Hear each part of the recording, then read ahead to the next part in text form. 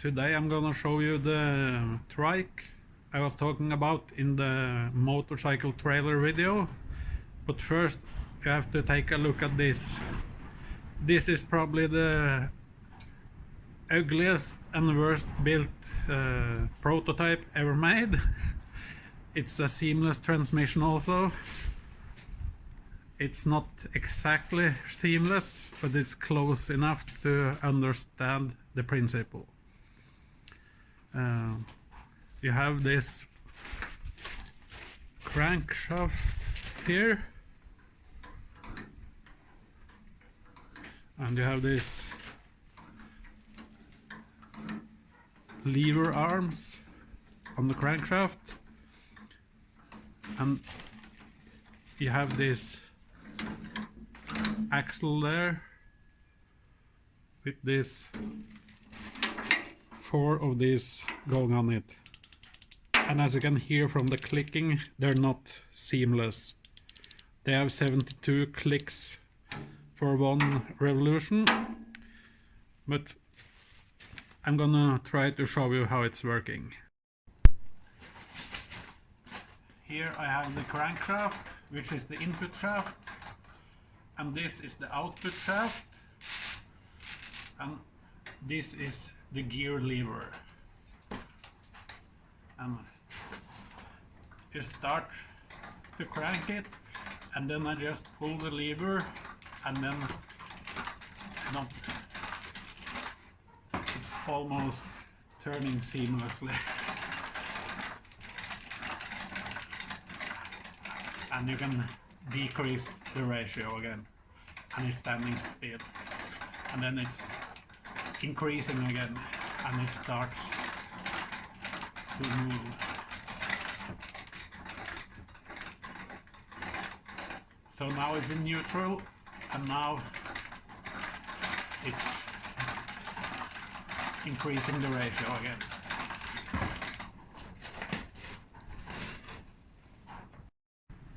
This ugly transmission has been at Volvo Trucks Corporation in Gothenburg, and I had a look at it because I thought it was interesting with a seamless transmission, but the construction is not good enough. It takes a lot of space, and well, it's not very good. But I only used about 2 hours to make this prototype, and a trip to Gothenburg is only fun, so it was not a big loss for me to make this. It cost about $35 to make it, so I can manage that. And it was just to test the principle and see how that was working. And this was starting the whole process with making that trike I'm going to talk about today.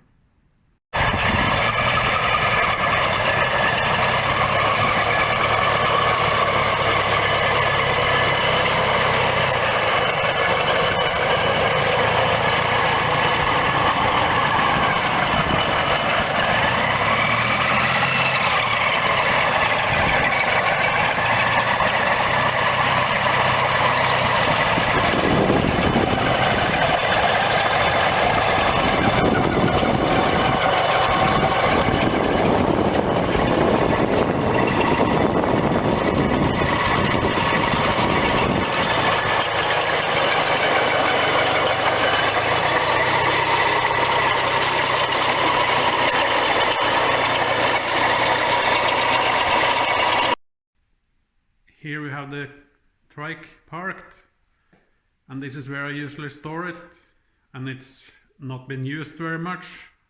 It's just for testing, but it's nice to have it so I can drive it when I feel like. So some people drop by to look at it and wonder how it's working and what's going on under those covers there. I just have to move the rotor engine and get the car out of the garage so I can have some space around the trike when I explain how the transmission works and things like that. So I'm gonna remove the covers now. As you can see, the covers are now removed, so we can see what's going on inside the transmission of the trike and the other stuff. First of all, I can go through what it's made of. This is a front of a Yamaha motorcycle of some kind. I got it from a friend of mine who didn't need it anymore. And he also had an acquaintance who had an old Toyota Corolla he was getting rid of. Because of rust, of course. Because old Toyotas never die. They have very reliable engines, and that's why I want to use it in this application. Then I don't have to waste any time to fix the engine. And here we have for the battery and the ignition, and you have a radiator there. That's from Daihatsu Charade, and it's sufficient enough for this engine to cool it down. And here we have the operating system to regulate the ratio on the transmission. I'll explain a little more about that later. And here we have the inside of the transmission where the ratio is changing. And I will try to explain that in detail later on. The rear axle is from a Isuzu Trooper from 1998, and it was something I had laying around, and it was nice to use for this thing. And the fuel tank was something I found somewhere, and the exhaust is, I think, is from an old Ferguson tractor with the exhaust going down under the tractor. And I had to change the carburetor here. So that's a carburetor from Beetle. You can buy them very cheap from China, only about $30 or something, and it works very well.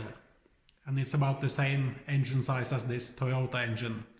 It's a 1.6 liter, I think, or maybe 1.3, I'm not sure, but it's from the 80s somewhere. So we can go through the levers and pedals and things to operate this transmission.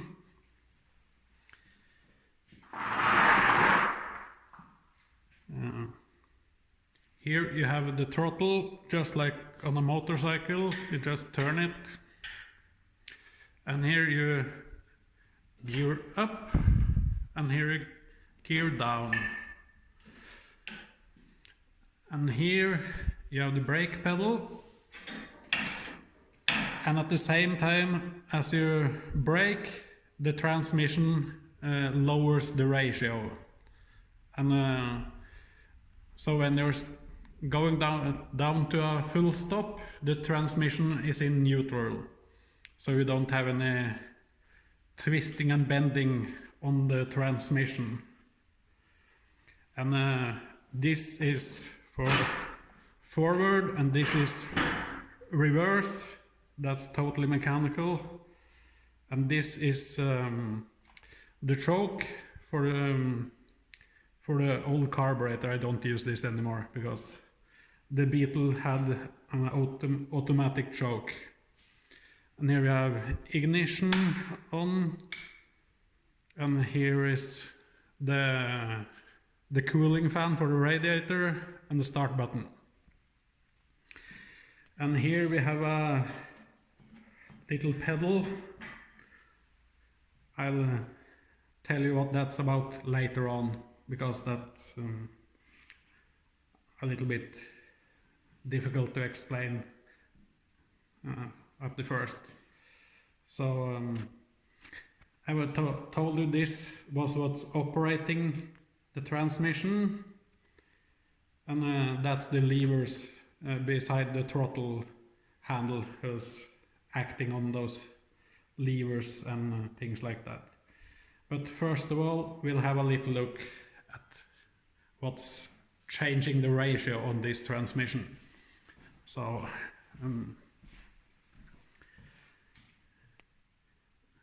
these big wheels and that big wheel is connected with those gears on the same shaft there, so they are synchronized. Because in the between those big wheels there is a bolt or axle, you can call it, and that axle has holes in each end with threads in them, and you can see there and there's a bolt going through the big wheels through that bolt in the center there. And when this transmission is in neutral, that bolt is exactly in the center of these big wheels.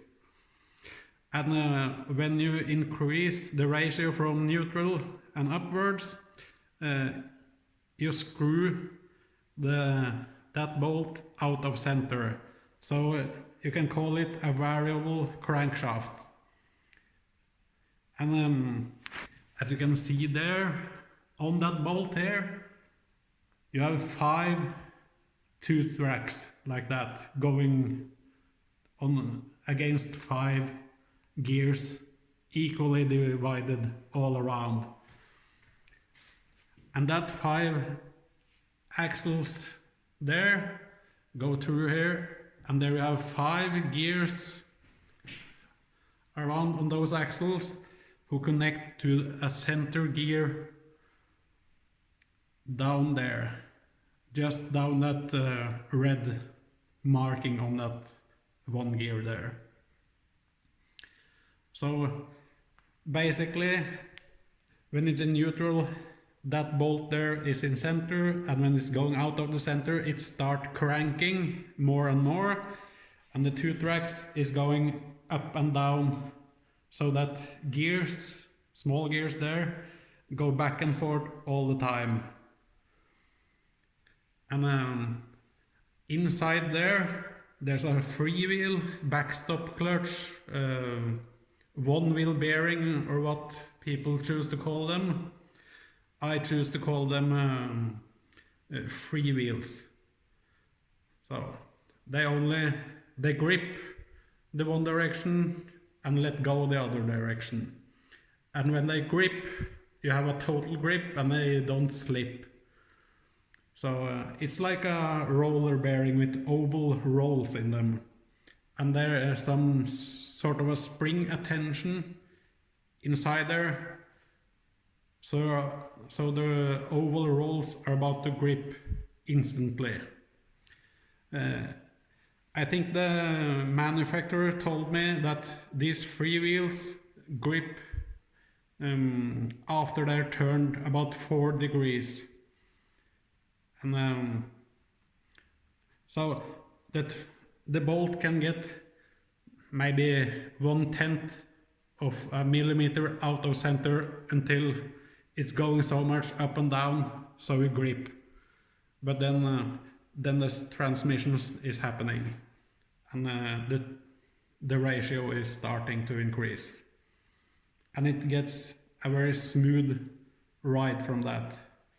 And those freewheels are totally seamless, and that's what gives this transmission the smoothness that's necessary to make it work very good. And when you have 5 axles going down there, you have evenly distributed the power stroke, you can call it, to transmit the motion and out of the transmission. So they're almost overlapping, and you have no gap between the pulses, you can call it. This type of transmission is called a pulse transmission, and here you have 5 pulses for each revolution. And when these big wheels have gone half a revolution, this has done one stroke down, and when it's turning the last half, it's returning back. So in one revolution, this gear has turned half. It has turned half a revolution. And then the gear and two track in the opposite direction do the same thing, and then you get this gear there doing exactly one revolution when these big wheels have done one revolution. But the center gear down there, which all the 5 gears in the back are joined at, is a little bit smaller. So you get the overdrive.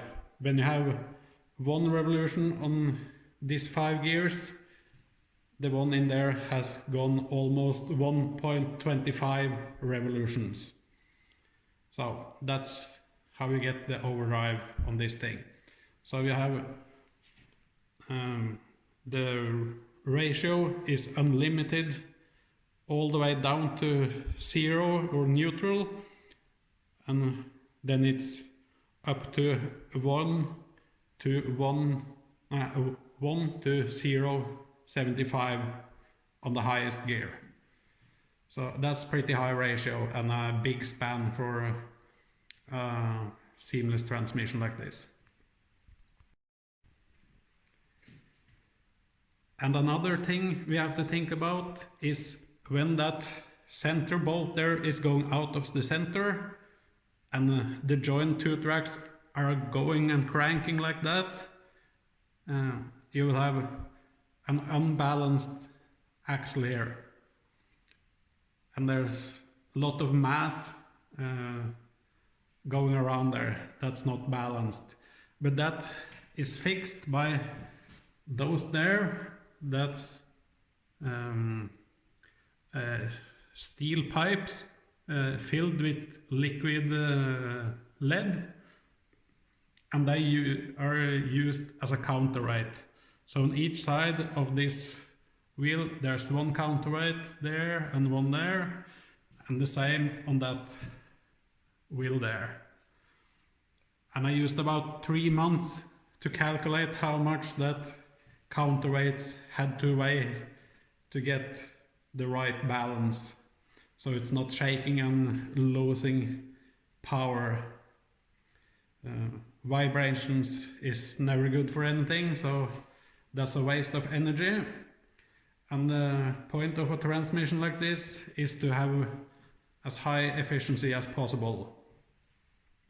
And that's what this transmission really is all about. A lot of the gears here would not be necessary on a serial production transmission like this. So the only thing you need is the engine directly in connection with the big wheels there, through, and the power goes through this synchronized axle to the next wheel. And then you have these 5 gears and the 2 tracks. And it's only one 2 track and one gear transmission, transmissioning the power which are created in the crankshaft there.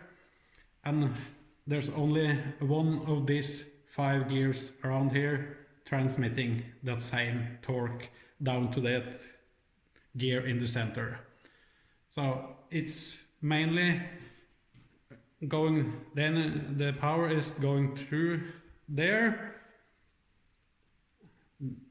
and down to the shaft, out here, and you have the joint here, and out there and down there. So it's about 1, 2, 3, 4 gears transmitting the power. And that's not bad for a for a seamless transmission.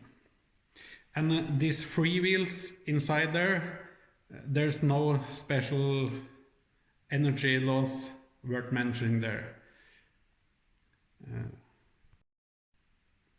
When I was test driving this transmission, it had a medium load for about 45 minutes, and I was checking the temperature on the freewheels and on the gears all through the transmission, and none of it was even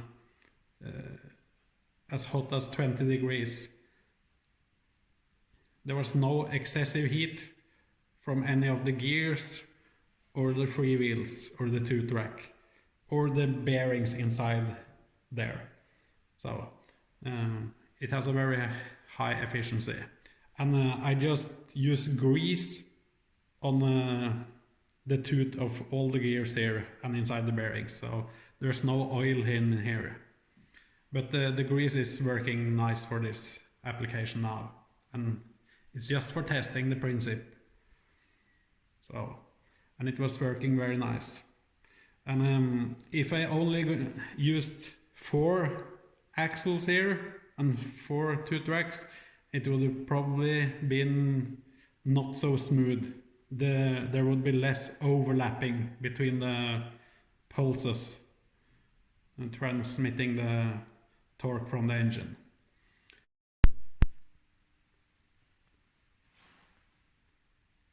As you can see on that bolt here in the big wheels there, you can see there's thread in that slot there, and it's the same on the other side, on the other wheel, and it's the same on the bottom of that wheel there that we can't see.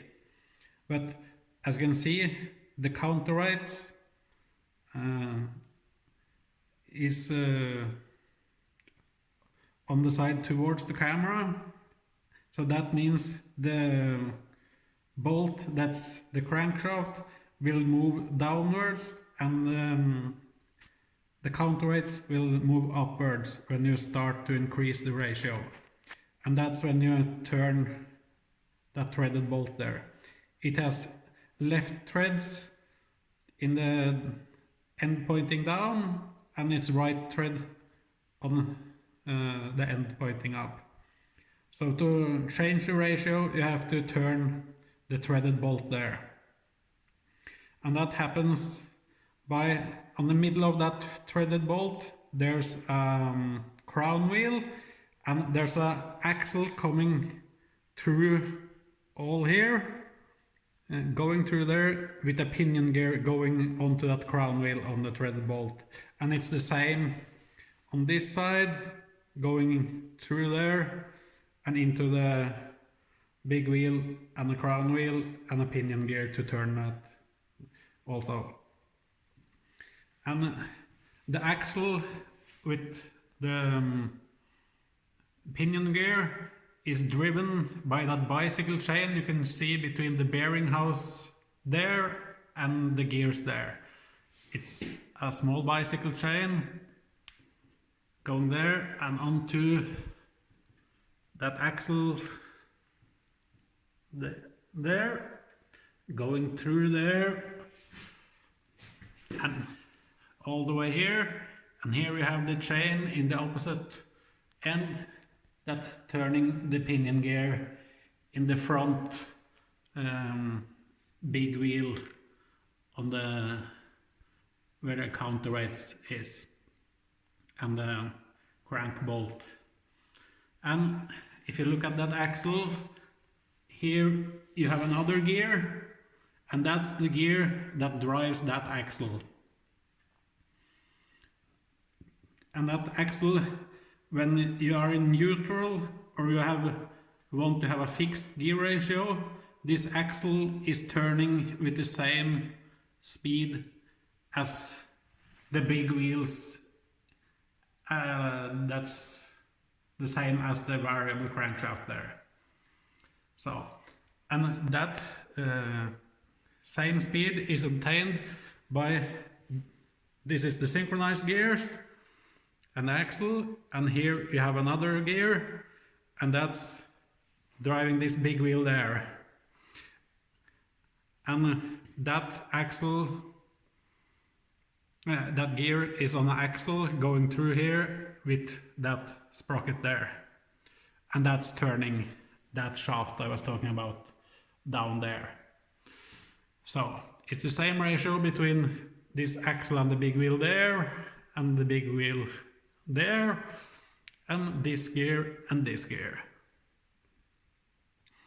And as you can see, when I want to get a higher ratio and I pull the lever on the steer,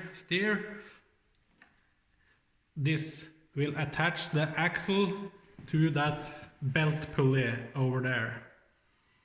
And that belt pulley, as you can see through all these gears and shit, this has a smaller diameter than that gear, and I had to change the direction, so I have to use another gear, and that belt pulley is on the same axle just to change the rotation, so I can increase the speed of that axle who's changing the ratio down there. And when I want to get a low ratio, I turn the other lever there, like that. Then there's not... Then you can see that this gear in the middle there is not connected to anything. So that can spin freely, sort of. But then you can see here, it's a brake disc attached to that axle and a caliper from a bicycle. So when I pull it and want to gear down, the axle is actually standing. I can brake it so it's standing still, and the engine is spinning away and turning that threaded bolt other direction. And then I can change the ratio and going down to neutral again. And that's the same happening when I press the brake pedal. I apply the brakes here with wires, those wires, and it also pulls the other wire to this there. And to get this into the middle position there, you can see that lever is stopping it from going further, but when I'm gearing up, I just pull it all the way in, like that. And at the same time, when I'm gearing down and that's in the middle position, you can see the wire on the caliper is also tightening and stopping that axle from turning there. Yes. Yeah, I mentioned this pedal there. As you can see, there's this going through here and through there, and this is the same rod going there, and there we have an arm with a bearing on it, and that's pushing onto that sprocket gear and pushing it in the left direction. And it's hard to see, but it's an override clutch. So when the threads on the bolt don't go any further, and you have and you're in neutral or in the highest ratio, then you have to have something to limit the torque going onto the pinion and bearing gears inside there, because they're very small and they would break easily. So, and changing the ratio on this transmission doesn't demand any power at all. That's why I can use these bicycle chains and that easy override clutch down there. The override clutch is from a battery drill, so it's not very much torque it can handle. But just to apply a little bit more torque than the drill was taking, I can just push the pedal and it can take a little bit more torque. So that's how this transmission works. It's pretty complicated and lots of small things, and it's not very easy to understand all of it. But I have some drawings I would like to show you later on. Maybe it will be easier to understand how the counterweights, how that big wheels looks, and how that bolt that's turning into a variable crankshaft is working. So I can add some pictures and drawings later on from when I was making it, and I will also add some videos when I was test driving it, just to see how smooth it was and how slow I can drive it. And you can drive it down to a snail speed, so you can a snail can race you. My first idea to govern the ratio was to have electric motors sitting down there where the bicycle sprocket and the little axle going through there.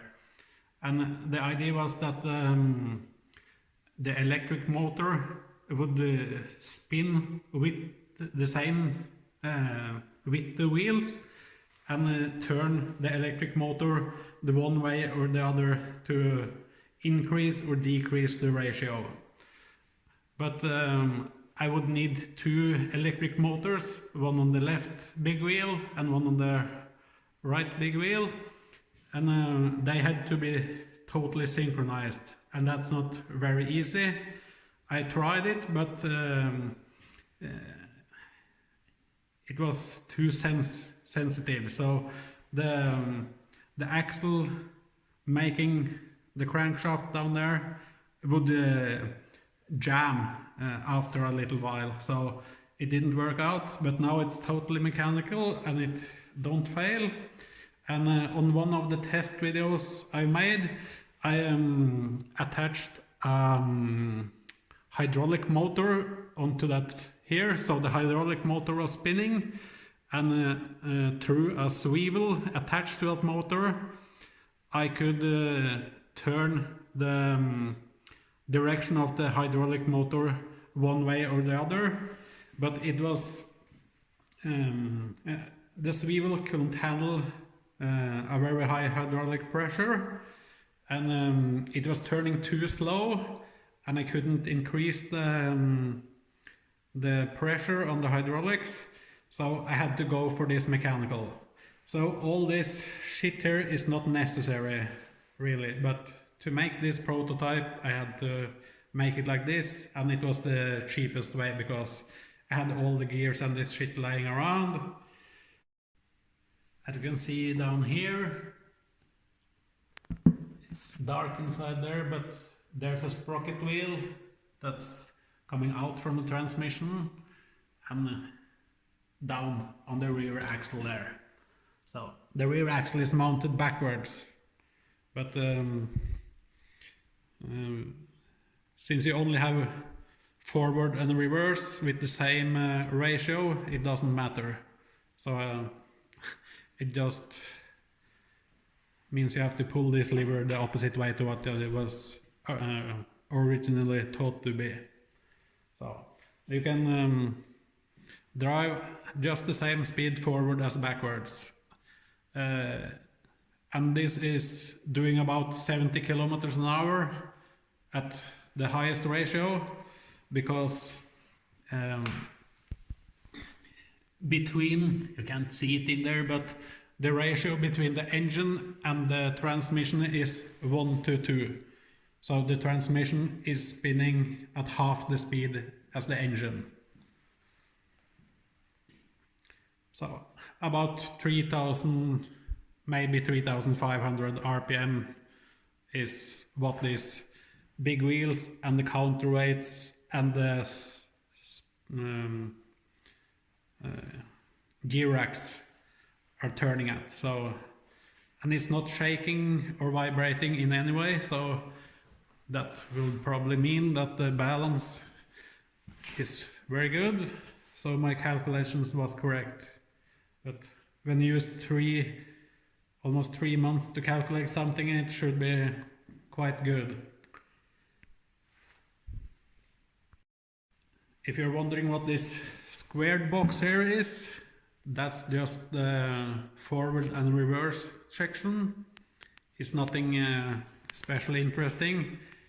It's just some gears and a chain inside there. And you just change the forward and reverse with this linkage going forward to this lever over here. So that's a totally mechanical lever system, just like the rest. I use a lot of wires for the brakes, as you can see down there when I push the pedal and onto that caliper there.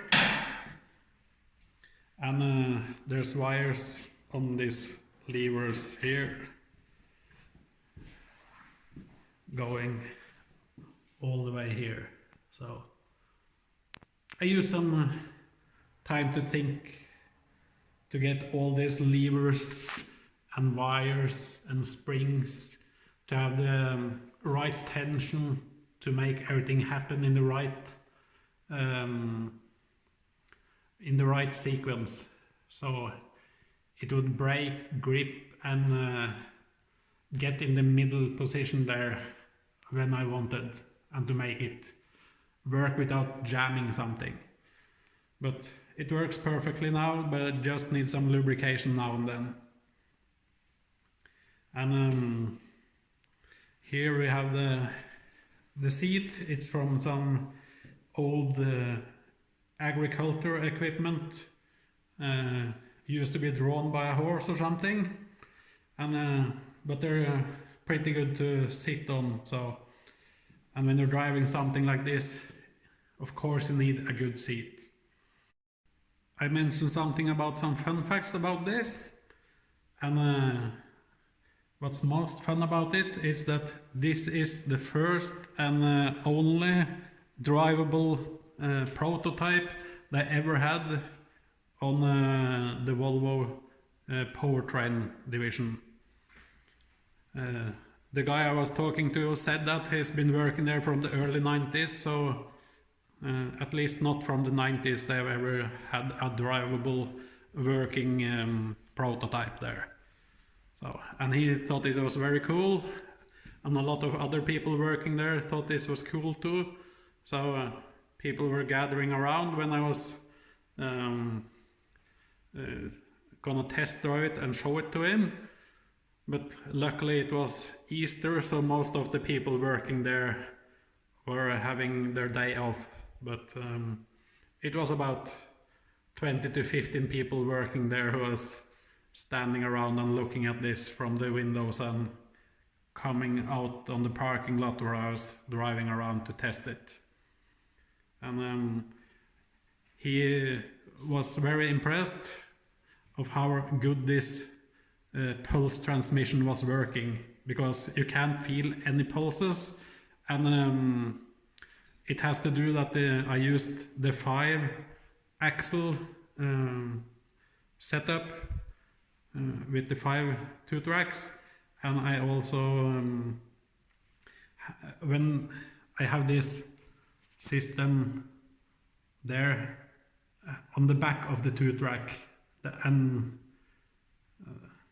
I don't know what I should call it, but it's when it's cranking, it's also bending at the same time on the gear at the same time as it's moving outwards. So you get some movement because it's pushed outwards and it's also being bent in that direction, and that gives it a very smooth pulse overlap, you can say. So it's the pulses from this transmission is the same as from a 4-stroke V10 engine. It's 5 pulses per revolution. So that's pretty smooth, because a V10 is a very smooth running engine, and you get the same pulses here. And since this big gears there are heavy, and there's a lot of mass moving around, and I still have the original flywheel on the engine there, so there's a lot of weight going around. So there are all pulses from the gasoline engine there, and the pulses from the gear rack and the crank there gives it a very smooth ride. So you can see it on the films I will be add when I test drive it. There's no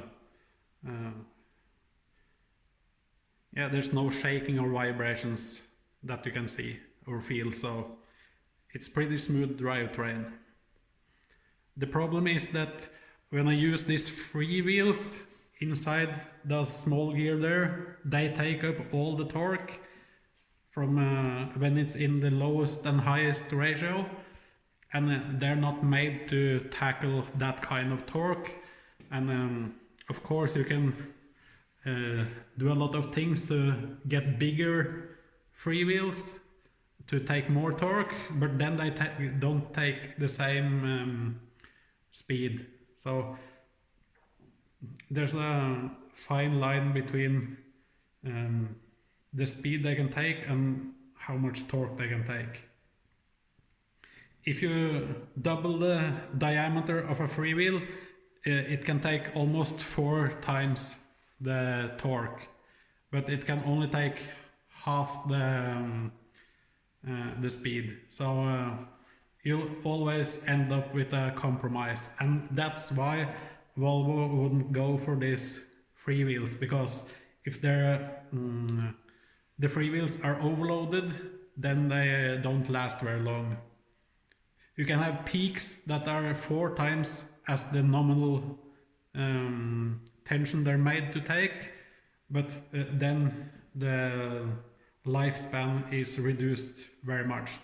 So a pulse transmission with freewheels will never be used in a commercial vehicle. So that was the verdict from Volvo, but they took some drawings and were calculating and looking and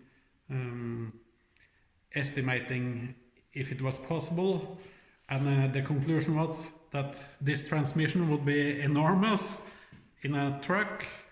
As you can see, it's enormous here, but that's mainly because I wanted to save money when I made it. I could have made it a lot smaller, but then it would have been more expensive, and yes, everything is when you're limited with resources, you can't make anything just as you want, but it's good enough for test the principle, and the principle is good, but it has a limited lifespan, and it would probably be expensive to produce compared to a normal transmission. So, but you don't have anything spinning to make efficiency loss and make heat anywhere. So that's why the efficiency is good, but it's the lifetime, so it has no long lifetime. So that's sad, because it would have been a cool transmission to have in a vehicle, because it's so smooth and you don't have any limitations on the ratio. This is all I had about this trike and this transmission now. There are similar transmissions that's been drawn and maybe made earlier. They have the same pulse system with freewheels and things like that, but not in this with the same construction with the 5 axles divided around a variable crankshaft that's balanced. One of the other problems with the other setups has been balancing and probably the lifespan, and they also had problems with vibrations, and that the pulses from the 2 tracks were not smooth enough. So, but I'll say thank you for watching. If you didn't get bored, I think you're a patient person, and in my own defense, it's not very easy to explain something that complicated in a language I don't speak every day, so it's the best I could, and feel free to leave a comment, but if you don't have anything nice to say, you can just shut up and move on with your life. That's what I'm gonna do. So thank you for watching. Here we have one of the first outcast drawings of the transmission, and I was thinking about using a belt and pulley to drive the transmission, but I went for gears instead. And so this is the input and output shaft. And as you can see, there you have the big wheels here and here, and this gray is the bolt that makes the variable crankshaft. And as you can see here, there's the threaded bolts on each side, and there's right threads there and left threads there. So that blue here is the counterweight, and this is the 2-track going through against the gear there with the freewheel inside of it. So you turn threaded bolts, and as you can see there's an electric motor with brushes and the wires connected to it, and it's the same on both sides. So it was electric motors who are supposed to move this bolt up and down inside the big wheels there, and the counterweight also going out in the opposite direction. And here you can see the axle with the freewheel gear is going out and is attached to a gear there and a gear there, and there you have another axle, and this is there's 5 axles like this even around the transmission. So it was a simple drawing, but I think you will be able to understand how it's working.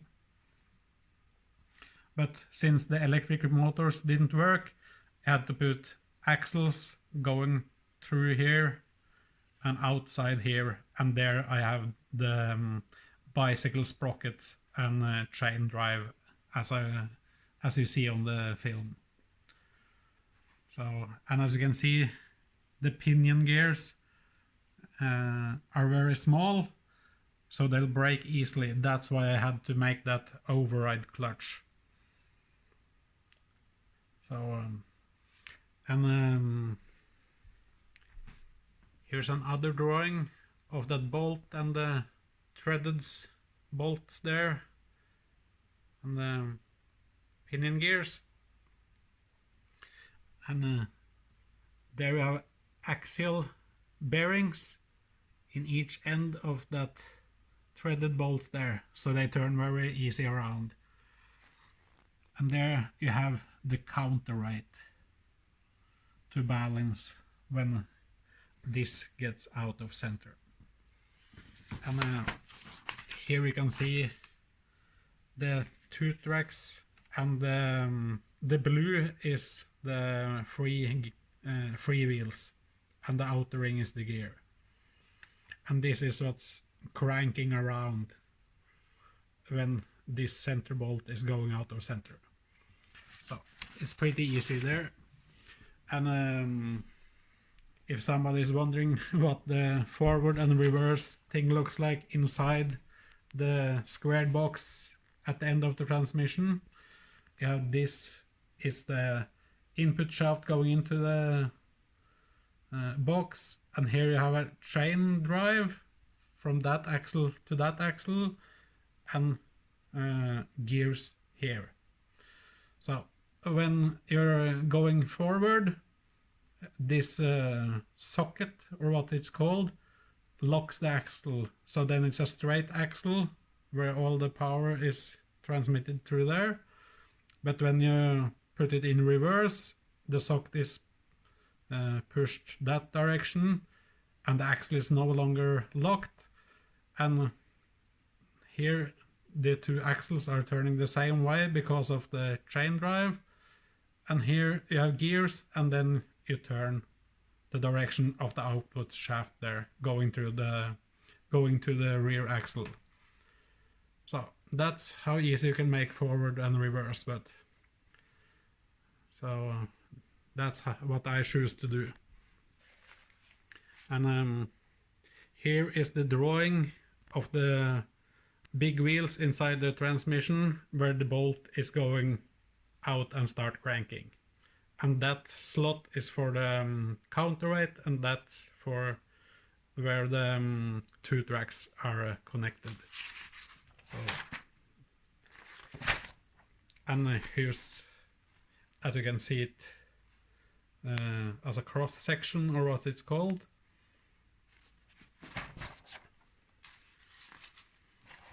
There you have the threaded bolt. Right threads, left threads. There's now the cross section of the same bolt. This shape is so the crown gear on the threaded bolt can be placed there. So nothing more interesting there. But I mentioned that freewheels have limited lifespan and limited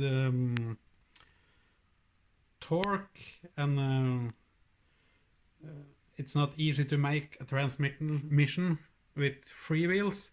But here I have a drawing of a transmission that can take 160,000 Newton meters on the freewheels. The freewheels are the blue there and there, and there's a lot of gears and bearings there, but the outer diameter of this transmission is 48 centimeters. So it's not a very big transmission to accomplish that. So it is possible, but I don't know how good it will work. And if I had unlimited money and time, it would be fun to make this transmission, but it will probably not happen because you don't have engine braking, and it's pretty much parts and gears here, so it would be expensive to manufacture it. So that's all the interesting drawings, I think, and I'll add some pictures from the production of the prototype transmission.